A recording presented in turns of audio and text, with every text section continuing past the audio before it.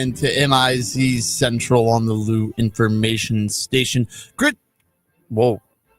Almost couldn't pronounce my own name there, Vic. I'm so distraught over the weekend. Grant Salzman, Vic Faust here with you, and the Missouri Tigers drop yet another game against the top opponent, this time to the number 8 team in the land in Norman against the Oklahoma Sooners. Missouri falls 17-6. And Vic, let's just get right into it. Overall takeaways from that game. Again, I think it's a game that you weren't expecting to win, but the frustration is the way the game went.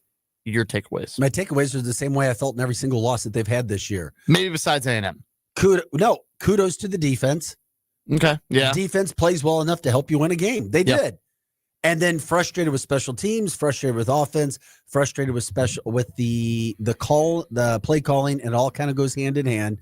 And then frustrated with a penalty, just key penalties at bad times. Those were the things. Those are my takeaways. And then here's the thing. You got a 7-4 football team. Okay. You beat the teams you're supposed to beat, and that's a good thing. You lose to the teams you're not favored against. That's a bad thing. There's no upsets. It's ho-hum. It's like, okay, there we go. You hope to finish the year 8-4, and I'm not even counting the bowl game just because Eli's won 2 bowl games in a row. There's too many seniors on this team that I have a bad feeling may opt out. That's just my gut feeling. I hope I'm wrong. I don't think so. I know you disagree with me. And then it's like, in this day and age, 9-4 would be nice. Then you could say, yeah, we've got 30 wins in 3 years. That's a really cool thing. Mm-hmm. That's a very, very good thing, even though I don't put a lot of stock in the bowl games. I don't. So my takeaways from that game are that defense. I love it. And it's bittersweet. This is the bittersweet season, the most bittersweet season I think I've ever seen with the Missouri football team ever. And I've been associated with this team since 1990 when they started recruiting me as a junior in high school. I can't remember a better defense. Tell me there's a better defense playing the competition that this team has played. There isn't, in my humble opinion.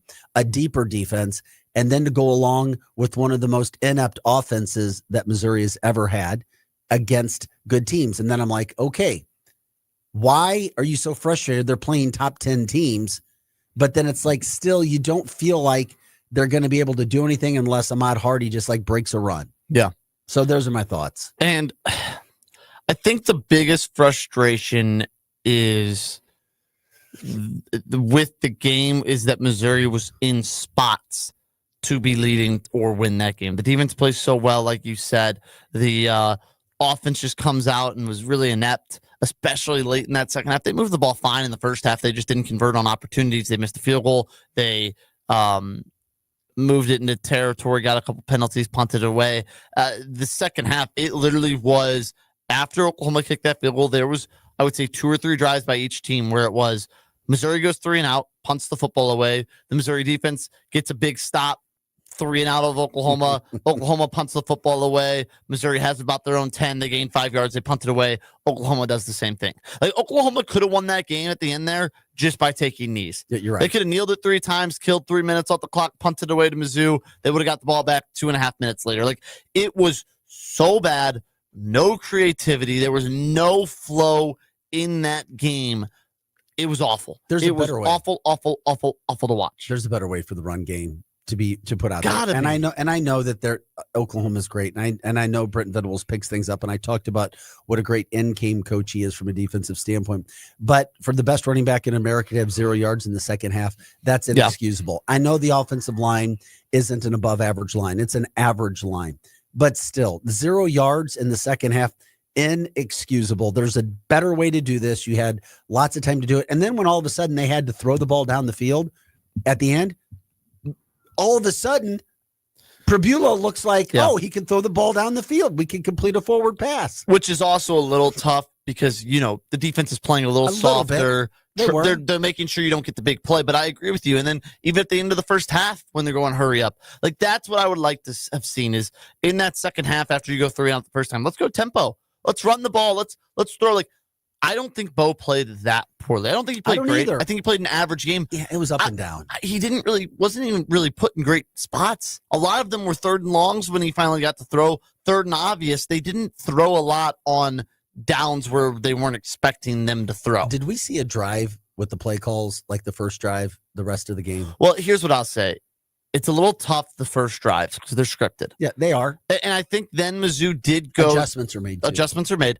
Mizzou tried the outside run again. I would have just loved to see. Let's go in between the tackles once or twice. Let's keep them honest with the screens again. The screens kind of went away after the first couple drives, which I don't understand. Liked them. It worked.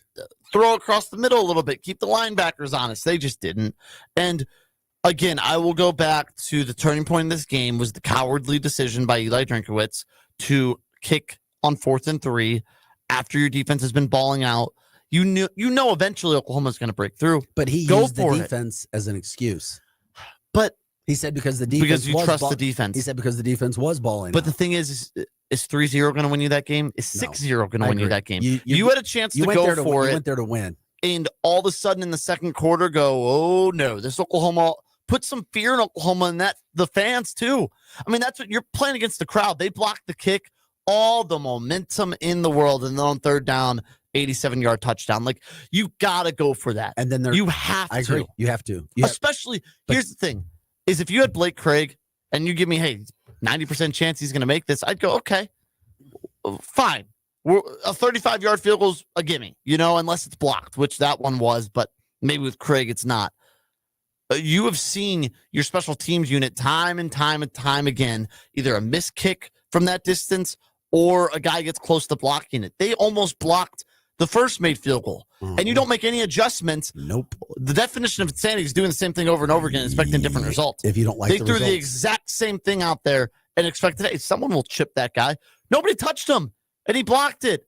So why are you going for it? You know the unit's been bad. Go for it. Try to make it 10-0 and not put a nail in them, but with the way your defense was playing, 10-0 feels a hell of a lot better than 6-0 or 3-0. Yeah, two things. One, on the chip, if you block, you're always taught in the punt, or in the field goal, you always get block the down. outside guy. No, you block down. Yeah, exactly. But if there's nobody that's in the gap that you're blocking down, clearly you're like, you step down quick and then you put chip out. You just got to get a hand on him and he won't block that. And there's nobody there for him to block down. He's on your outside. So that's what you do. That's a simple coaching move. And Quentin Corpiel, friend of the show, has been on plenty of times, put out a tweet, and there are 12 to 15 videos he spliced up of just the edge guy on the field goal block unit, or on the field goal block unit for the other team, goes untouched. And if he times it right, would block it every single time. Okay, because my son and I are kind of crazy. We reviewed and watched this because we're football guys. It's not only the not blocking of the chip, but our kicker is slow. Yes. He is slow in he's like by a half second, he is slow. And I guarantee if you go back and look at it, it's a little off. And we're like, what? And then he kicks the ground too. And I'm like, and I'm like, what the hell? Listen, it's not a personal vendetta against Eric Link. And we called him out a couple of weeks ago. Maybe it's too much for Eli to change during the season. Maybe he can't handle it. I don't know. I still want him at the coach at Missouri, which is why I know we'll get into it. I don't know why any other fan base would want Eli Drinkwitz right now. And this isn't a negative spot because of what they've seen happen with this football team this year with the offense. You can't get excited about a team with no offense. Yeah. And we don't have an offense. The second part I was going to bring up, what does it mean about Eli thinking about our offense to not go for that 4th and 3 when he has done that in the past? Well, what I'll say, though, is it's asinine to think that while the offense has been bad, the kicking's been worse. Yeah. Like, the punting was decent, except one punt helped lead to the second touchdown that took over Oklahoma the had. 38-yard line. That punt, you can't have that in the SEC. Once again, the worst special teams in the SEC. And what do you maybe the Power 4? What do you like to say? What's your word? The margin. They lost. That's a margin. That's a little they thing. lose. The little thing is punting is an easy thing that you can control. I'm sorry, it is. The little thing is that Oklahoma took over at the 40 instead of maybe their own 40 or their own 35. Lots of momentum. And the margin too of why is Robbie Myers slow? I don't think it's Robbie Myers' fault. It's because the snap's slow, and then that's results in maybe a bad hold. Snap, but he looks. The holds look fine. But I'm saying a bad snap results in maybe the punter having to grab it, place it, messes up the operation a little bit, and the snaps have been a little high. maybe a little off cadence. Like that is the thing is it's a margin thing. It looks like it's Robbie Meyer's fault, but it might not be. You know what I mean? It might be the long snapper's fault. About him being slow. Yes. His approach is slow. I just mean the timing might be messed up. And it might be his fault, but that's a margin. It's a margin. That half second. I didn't see it before until I saw it with him. Another margin is why is Oliver Robbins just not the kicker? I don't see it with Oliver. Why is he not the kicker? Because he must have missed so many in practice. I promise you. There is no way in hell Oliver is making his kicks in practice and not in the games. Unless Didn't he make a 40-something yarder? Unless there is I know he did, but I'm telling you, I went through 5 years of practice at Mizzou. I was a broadcaster.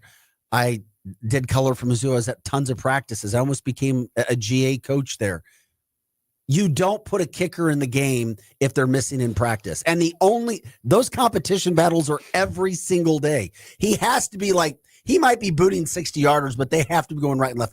Please, nobody tell me he's making them at practice and he's not in a game. I'll ask this. When Robbins went out to kick that cheap shot field goal at the end of the half, oh my God, did you have confidence? Because I had a whole lot more confidence that he was going to put it through than Robbie Meyer was. I had more confidence. Yes, I did, but I was like, oh my God, we look like we're a high school team. Yeah, it looks like a high school team that can't kick. I mean, high school teams, most of them cannot kick. And that's what it looks like. Like, in high school, if the kicker makes all the extra points in the game, you're like, whoa, that was a good day. I do think kicking cost us at Vanderbilt. And I think kicking helped cost us in this game. And we knew at the beginning of the year that we had an issue when we lost our kicker. It changes the play calling. And then you add that to the the offensive injury at our quarterback position. And then all of a sudden you have a 7-4 season, what could have been the best defense you've ever had. And then we'll get into it. I've already said it. I know in this day and age, the teams change from year to year, and I don't want to get too ahead of myself. But I said it in our post-game show the other day. I am legitimately concerned about Missouri next year already. Sorry, people. I'm legitimately concerned because there's just so many positions to fill. There's a lot of positions to fill, and we'll get into that a little more in the second half. I want to finish talking about what was in Norman. So the decision-making is not, to me, some special football team. No, but here's my thing, is if you're a Missouri fan and you thought after watching that game that was your final, I think it's weird to go in a game that you were 9-point underdogs in already. I know it ended up being 7 or whatever. No, it went all the way down to 5.5, 4, and then 4. But a game that you were underdog in against the team in the country at a place you haven't won since 1966, you lose, and then now you're drink out.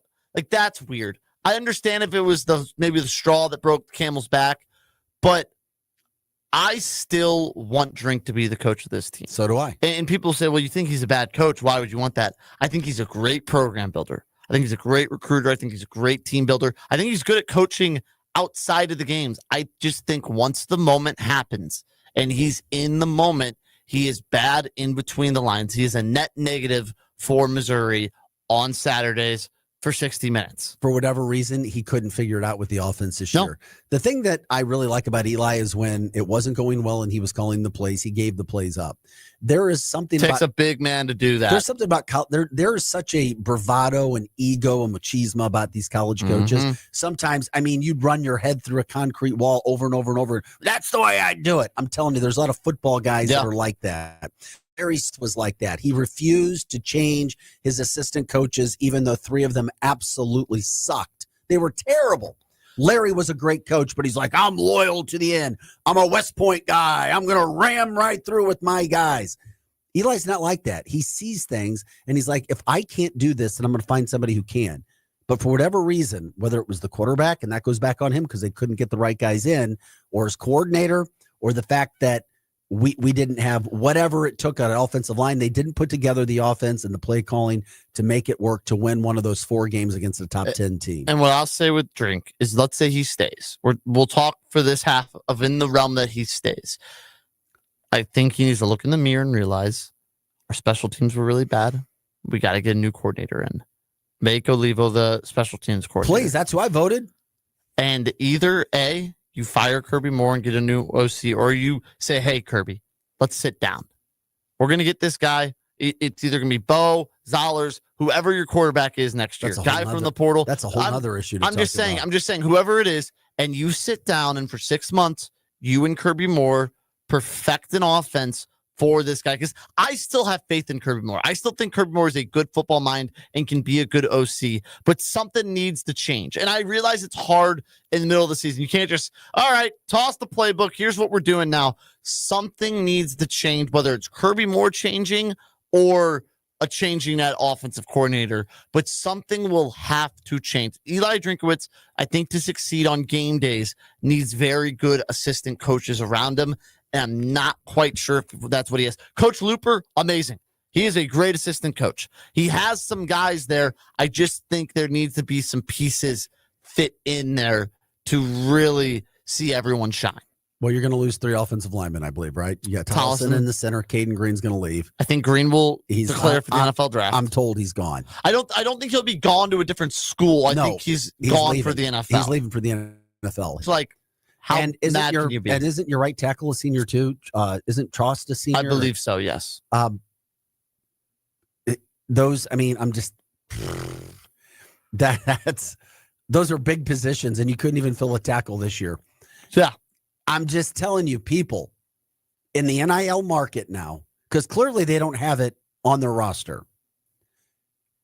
In the NIL market, 2 tackles, a center, maybe a quarterback, defensive ends, D linemen, some safety positions. This is why Eli Drinkwitz is talking about upping the ante when it comes to NIL. There are a lot of positions, and a lot of those positions were exposed in big games against top 10 teams, as we saw the latest being Oklahoma. Yeah. And if we're going to talk about Drink's decision-making, what'd you make of it all? Which decision-making? I'll go his 4th down decision-making. I'll talk you through Did not like him. So he kicks the first one I'm fine with. That was like a 4th and 5, 4th and 6. You have a good drive, you need to get points on the board, you kick. Then he kicks the field goal that gets blocked. Then at the end of the first half, I believe, is when he kicked the field goal, 4th and 3, or 4th and a goal from the 3, made it a 1-possession game. Okay. I thought let's talk about the play calling after this on that goal was really bad. And then about 4th and 2 from the 50-yard line in the 3rd quarter, Missouri's down 11. He elects to punt. And I know he then goes back and goes, well, it's because I trusted my defense. That's why I punted. If you trusted your defense, you go for it and say, all right, they're taking over at the 50 defense. Don't let them get 2 first down and get into field goal range and get the ball back. The last, the first one, meaning the last one was the worst one. It was the worst call, in my opinion. Not going on 4th and 2? No, you go for it. Especially with the offensive look today. You got to spark your team, man. You got to have something, because that's good field position. But he had already sent a message to his offense not going for it previous times. On the field goal attempt. And then when it came to the blocked field goal, I was hesitant, and I'm like, okay, here's the deal. If you're going for it, there is absolutely 100% no way it gets blocked or is missed. But if you miss it, it is the worst call ever. And I said before, and it got blocked, so it was a terrible call by Drake. I was watching my dad. I looked over, well, this is idiotic because he's not making this. There's no way he makes this field goal. Why did you think that? Because just the way that it almost got blocked, and he already almost had missed. I just knew on the left hash 2 from 35 yards, he was missing. And maybe he would have made it if it didn't get blocked. But I just thought it was so dumb when you have a chance to really get a stranglehold on this game, really dig your claws into this game and be up 10-0, and you let the kick get blocked. I couldn't. Yeah, I just couldn't wrap my head around it. And the play calling on the goal at the end. So if I'll pull it up. It's a 3rd down call. That's really, really bad to me. I have to relive this now. Okay, so let me give you the situation here. It was bad. So Missouri has driven down the field in 2 minutes. They've gone 77 yards. They have a 2nd and 1 second. Sorry, pardon me. 1st and goal from the 7. Jamal Roberts run. I was like, where's Ahmad Hardy? 2nd and goal from the 6. Where's Ahmad Hardy? They run a wildcat. I really love the play call there, Vic. Little direct wildcat snap. I liked it a lot. He gets 3 yards. Jamal Roberts does. But I'm thinking in my head, where's Ahmad Hardy? He probably is able to drive this forward for a couple more yards, maybe get you down to the 1, and you punch it in. Then on 3rd and goal, they come out in a power offset eye with Logan Muckey in. They're blocking wide receiver. Okay, I like this. They're not throwing it to him. They're not throwing. Let's pound the rock. Or are they? I was like, okay, I like this call. He's not really he's a blocking receiver. Receiver, yes. Yeah. And Muckey goes in motion, and right before they snap it, Venables calls a timeout. I'm going, okay, cool. All right, okay. They come out in the same exact look. Exactly. Same where players. They've already seen the motion. They've already seen that it's intended to be a run to the right. Everybody in the stadium thinks that it is going to be a run to the right. You know what you should do, maybe? Little play action and let that Jordan Harris, second, third string tight end that has one catch all season. Maybe you do a little naked bootleg out there and you just toss one over. One that Dick Faust would have just been wide open in the back of the end zone because everyone forgets about him. Yep. We lost a game against Kansas State. I was in the game and we refused to call a play that it was me blocking 1,000, 1,001, 1,002 and then releasing back to left. Nobody would have touched it. And we lost to Kansas State because we did not throw me the damn ball. And I literally went over to our coach and I'm like, I was wide open. He said, get out of here. He was a terrible offensive coordinator, but I'm not going to bring up his name. So then, but yeah, that would have been more creative than doing what you're going to talk about. They run it to the right, and there was 5 or 6 Sooner helmets on Ahmad Hardy before he even got back to the line of scrimmage. It was brutal. It's just terrible. Yeah, it was. It's another mark of the season with offense, and I'm sorry I have to say this, but it was another game because of those where I hope to God that Kirby Moore is donating his game check to a local charity in Columbia because he did not earn it. It is the holiday season time. Thanksgiving is here. Trust me, there are a lot of people in need. There are. And Kirby needs to go help out something. Stray Rescue in St. Louis Hero Network, Guns and Hoses Backstoppers. We got several charities here, Kirby. I will offer my time to split up your game check and get it to worthy charities because it was not earned on Saturday. It was not. It was not. I'm being serious. And then, this was the most insane call I've ever seen from a coach. And it's a margin again, and it didn't end up mattering. But when you lose the margins time and time again and you lose little mistakes, it comes back to bite you. Eli Drinkwitz, with 18 seconds left in the second quarter, called the timeout. I forgot. And it's just insane that he did that because instead of, here's how I look at it. Call it with 7. Maybe Oklahoma jumps off sides or something and you get one play from the 2 or 1. Maybe they rough the kicker and you get a play. Like, call it with 7 or 6. I understand that. But calling it with 18 seconds left, which then gave Oklahoma a kick return. And then they tried the little fake kneel, which I thought was very Bush League. But they tried a little fake kneel run. What if that would have broke for 60 yards? Why not? Why not try it? Why not? That is a coach. That's a coach who's like, every single thing I get, I'm going to take and try to make something up. And why would you even give the chance that with 18 seconds left, they could throw a deep bomb and get a pass interference and get in the field goal range or a Hail Mary or something? Why would you even while it's a 1%, let's go. The chances of Oklahoma scoring anything there was about 3%. I know. With the kickoff and stuff. But you know how you could have eliminated it to 0%? Yeah. Just call a timeout with 3 seconds left and kick the field goal. I didn't understand that. Made no sense. Can I do one positive from the offense? One positive, and then we'll go to break and this get back to the negatives. One positive.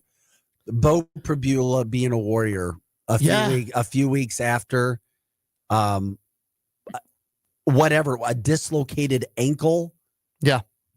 How the hell he was able to come out and run and plant and do what he did, I have no idea. I told you I did not want him to play in this game to start with. I was happy that he did, and I thought he gave him a chance.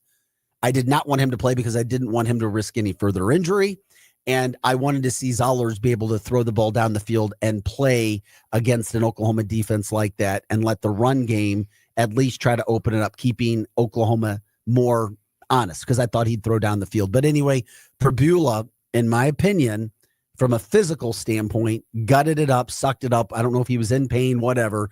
But what he dealt with a few weeks ago at Vanderbilt to come back and play against OU, I credit you for doing that, young man. I agree with you.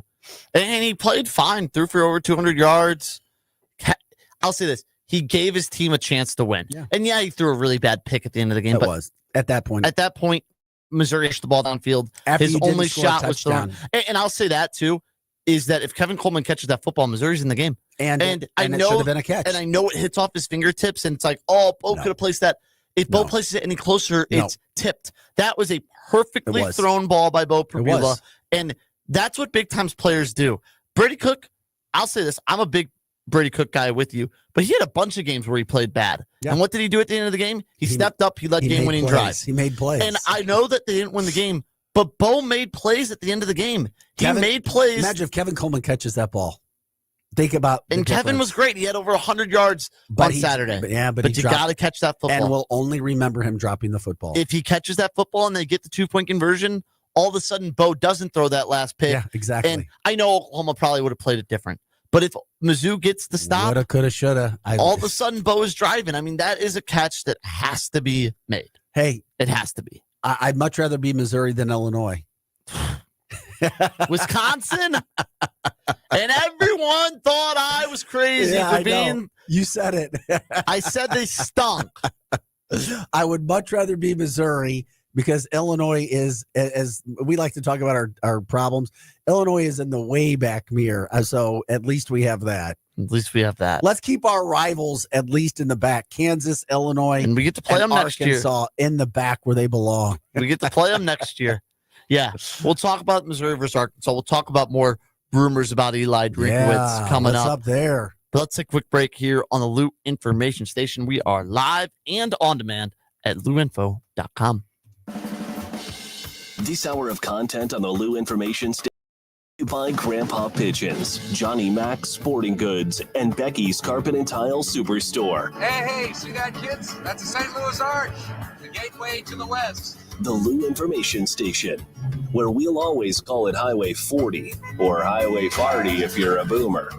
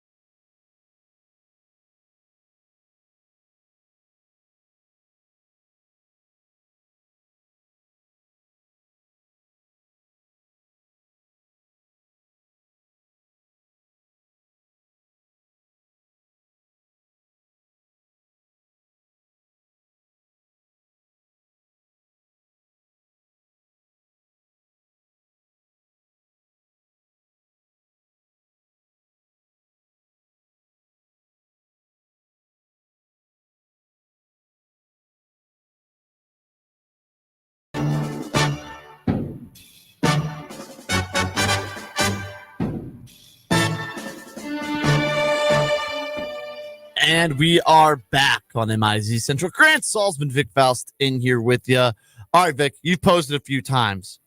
Who wants Eli Drinkowitz? You're thinking, why does anyone want Drink after he can't win the big game? He goes 0-4 against the big teams. Why would a big program want a guy who can't win the big game? What are your feelings about this?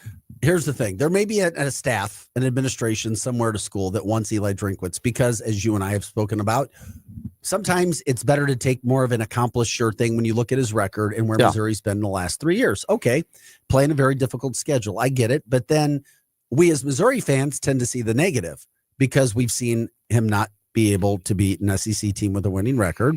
We see 4 losses to top 10 teams this year. Yes, that's very difficult schedule, but you didn't win any of those games, and you didn't lose because of a lack of talent. You lost because of a lack of execution and coaching and little things, special teams and kicks and punts and penalties. If I'm Penn State fan, if I'm Auburn fan, if I'm Florida fan, are those jobs, are those people, are those fan bases that get excited? Is Eli Drinkwitz going to rally the troops and get people to buy money or spend money? I think he could have Penn State. Not even Penn State. I think they could because Franklin was a dork too. That's what Drink is. I'll say this.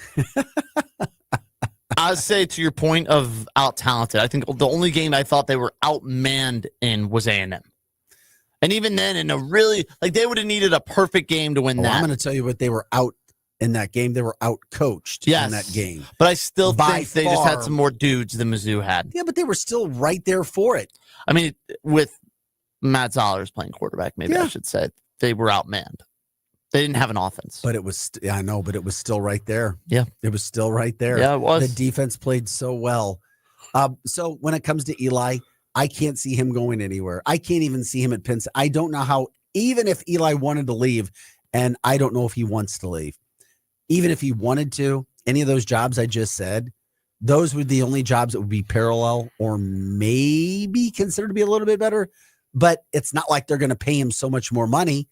So the only reason you get more money in NIL. The only reason he would be leaving is if he thought he had a better opportunity with, because all of a sudden now, for the first time ever, we're hearing about, whether true or not, Mr. Lane Kiffin leaving, not just because of his salary.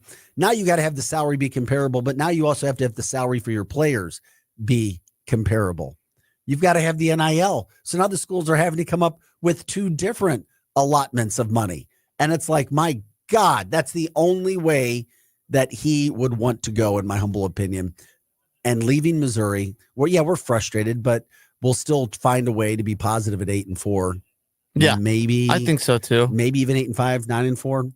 That I don't see him going anywhere. I don't see there being a market for him being the number 1 choice unless these schools run through 4 or 5 different coaches that all say no. I think that he'll be a top 3 choice at a lot of different schools. But the thing is what if Penn State, Florida, Auburn all have the same 1 too? And that guy decides he can't go all 3 schools. You know what I mean? Well, I think what Drink is Lane's leaving Ole Miss. Yeah, right? I think he's going to LSU. So then Ole Miss opens as well. Yeah, but I think Lane leaving actually helps Mizzou. If your hope is to keep Drink, Lane leaving is good because I don't think Drink would leave for Ole Miss. So then that leaves Florida, Auburn, and Penn State, where all of a sudden Florida, Auburn, and Penn State are going to be filled by maybe other guys that they're looking at. You know what I mean? Like that guy that maybe wanted LSU, let's say Summerall wants LSU. Well, maybe he goes to Auburn now instead because Kiffin's at LSU. But let's say Kiffin stays, another job being open does not help Missouri in their hopes to keep Drink. And I'll say, Vic, I know that you're looking at why would anyone want him? Why this? Why that? The guy can recruit.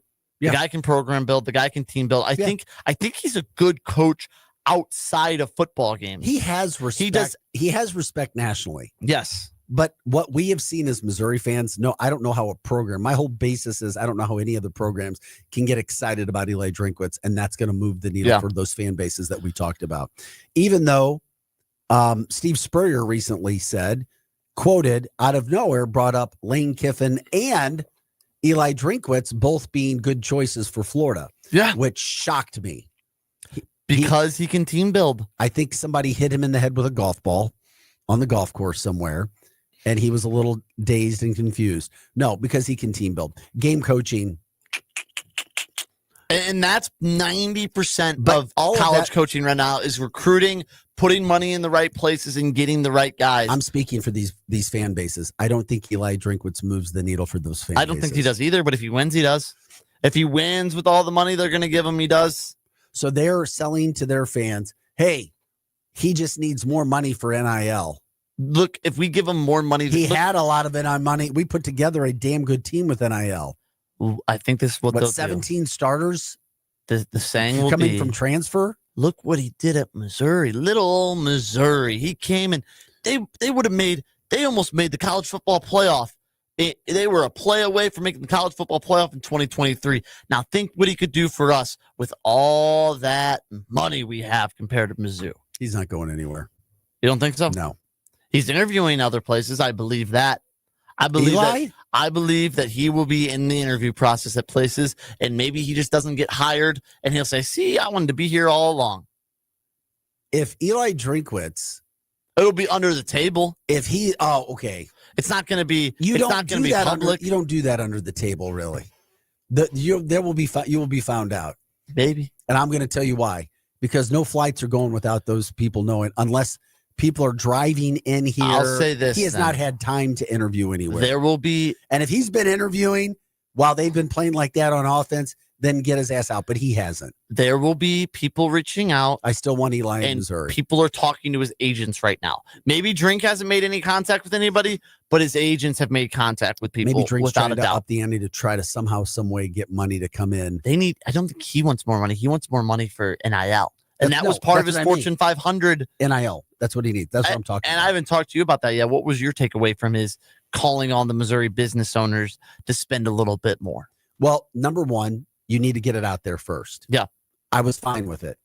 I didn't think it was great. I didn't think it was bad. But at the end of the day, I'm glad that he did it just so Mhm. that people understand this is a real thing. This Yeah. isn't like, oh, I'm trying to make an excuse up so I can leave, or oh, we don't have no, it's a real deal thing. Prices are going up right now. Prices fluctuate. These players are commodities. It is a different thing, and it changes from day to day. And right now, the market is high for transferring players. We'll see what happens in this transfer portal in the offseason in regards to who leaves, because a lot of it depends on who's leaving and the bidding wars that can happen. And there will be those this offseason. I agree with you. I totally and 100% agree with you. And I'll be curious, will Missouri be able to, here's the guys that you say, hey, these guys are staying without a doubt. That we will offer them blank check. Alugbade, Hardy, Manning. Josh Manning. Yeah, but I don't know if Josh Manning leaving is really soul crushing. I like Josh Manning a lot, but I think guys that could be superstars are Hardy. Yeah, Roberts is gone. Roberts is probably gone. Hardy, Alugbade. Can you keep Zollers? Can you keep Trotter? Guys like that. Hardy's not leaving. I don't think Hardy will leave either. Why would he? He's No, working with Looper, working with the stretch zone. Exactly. He's fine. He's not leaving. but the second paycheck's higher. The problem is, I think it's He needs to buy them horsies. Alugbade is who I'm worried about. And then I'm worried about how many guys you have to try to go bring in to get the same level of defensive Mhm. play.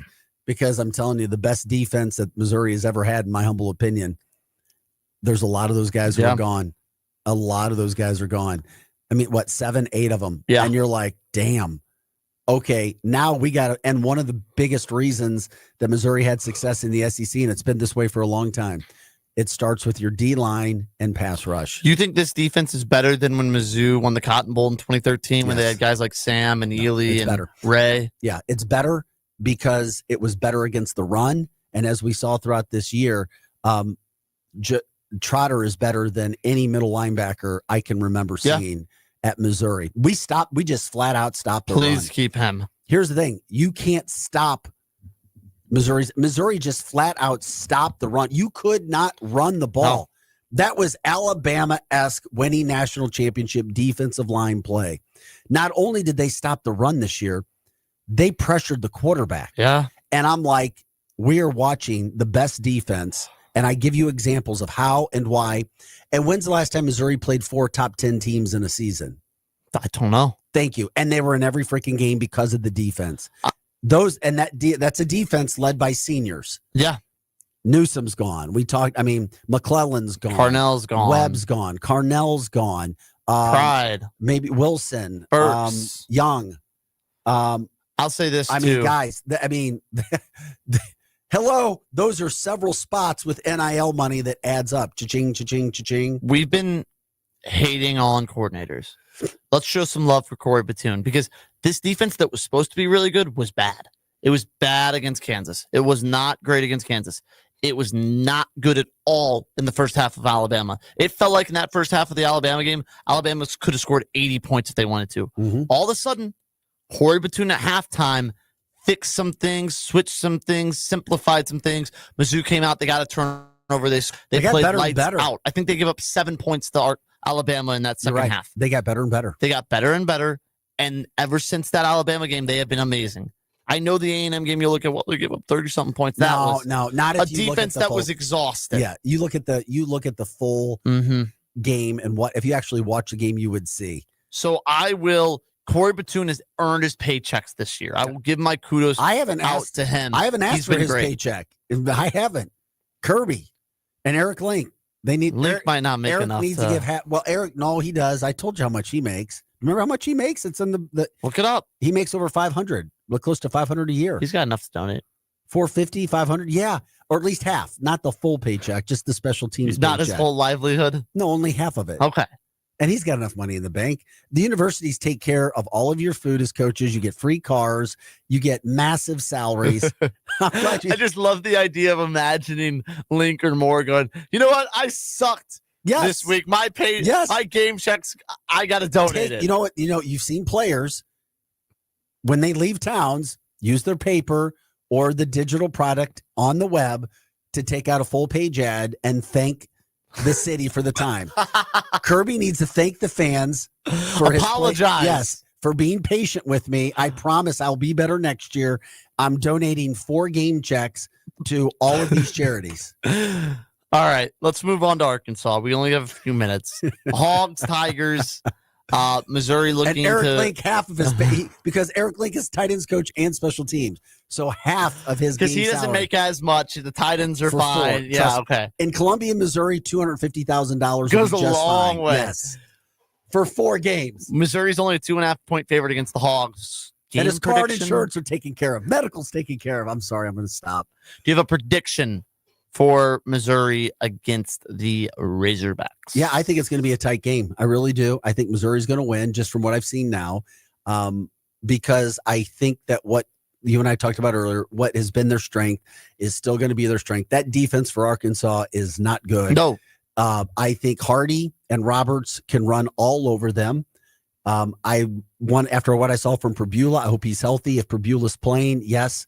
But I think they're going to have to score more points. And I think Eli will be better after this week. This is just all think. And I love our defense. Arkansas, they have some athletes and they put some points on the board against Texas. But Texas's defense isn't close to being as good as Missouri's. If Missouri does if they come out and play like they have for 11 games, they're going to win this. I think so too. I just think if you play somewhat decent, you should beat this team. I'm worried about trick plays in this game. Mm-hmm. I'm worried about. That's their Super Bowl. Yeah, I'm worried about special teams, and I'm worried about trick plays and special teams. We'll be curious who's at quarterback. It's Taylon Green's senior night, and he's been good for the Hogs. I'll be curious because he took a really hard hit against Texas. I don't know if it was just the game was out of reach. They let the freshman play or what, but Taylon Green did not play a majority of the second half against Texas. So I'll just be curious what goes on there.